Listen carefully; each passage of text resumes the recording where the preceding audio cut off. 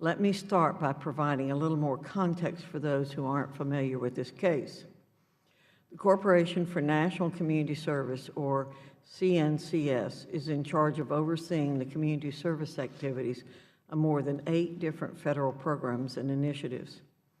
For the current fiscal year, CNCS received more than $1 billion to carry out these programs, one of which is the AmeriCorps program.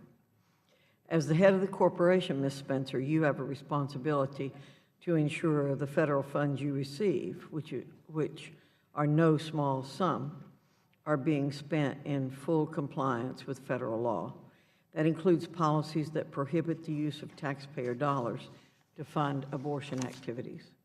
We're here today because the Office of your Inspector General has reported one AmeriCorps grantee, the National Association of Community Health Centers, violated the law. As of today, this organization is still receiving taxpayer funds. More specifically, this organization, one of the largest to participate in the AmeriCorps program, allowed AmeriCorps members to engage in illegal activity by providing support services during abortion procedures. Regardless of your position on the issue of abortion, the law is the law and it must be followed. The most recent law reauthorizing CNCS programs explicitly prohibits the use of AmeriCorps resources to provide abortion services or referrals for receipt of such services, end quote. For 2 years, these illegal activities were allowed to continue completely undetected by the very agency meant to oversee these programs, in the agency you are in charge of.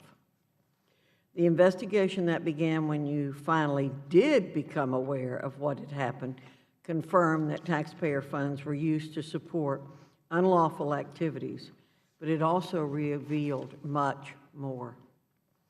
The Inspector General also found that several AmeriCorps members were regularly tasked with conducting work performed by employees of the centers they supported.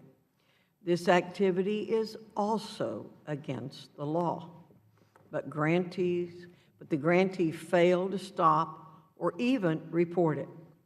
AmeriCorps members technically are to serve strictly in volunteer roles and should never perform the same task as employees. But again, that's not the end of it.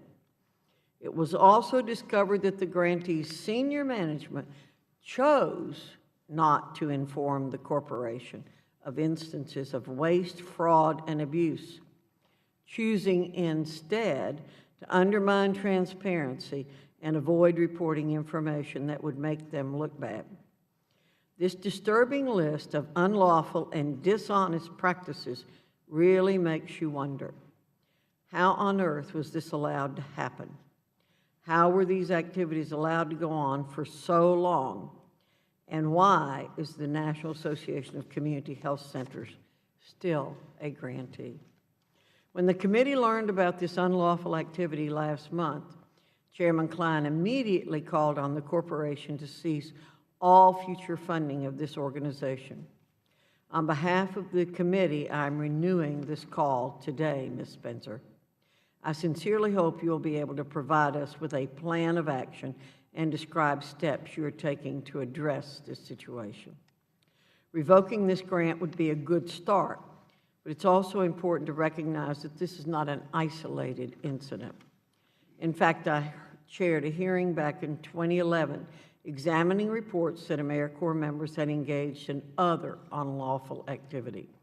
In response to questioning, the head of CNCS assured us the corporation would be diligent in educating grantees, quote, helping them to understand the rules, end quote, and would require, quote, all AmeriCorps grantees to annually assure compliance with regulations on prohibited activities, end quote.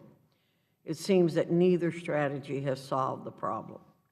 That's why today I'm also calling on the corporation to conduct a comprehensive review to ensure all other grantees in the program are complying with the law. Enough is enough. The corporation needs to be held accountable for the way it spends taxpayer dollars, and that's why we are here today.